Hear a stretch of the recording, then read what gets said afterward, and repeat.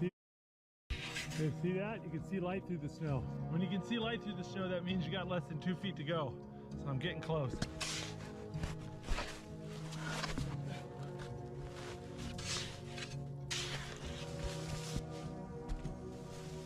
All right, I got the tarp up and just in time. The snow's really starting to come down. This is gonna be my bed tonight, but it's not exactly flat. And I'd also like to push that wall back a little bit.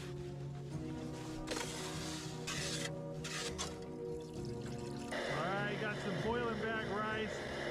And we got these curry packs. Let them get warm. Piping hot curry just sounds so amazing right now. My feet are kind of cold, my head's nice and warm. Man, that hit the spot.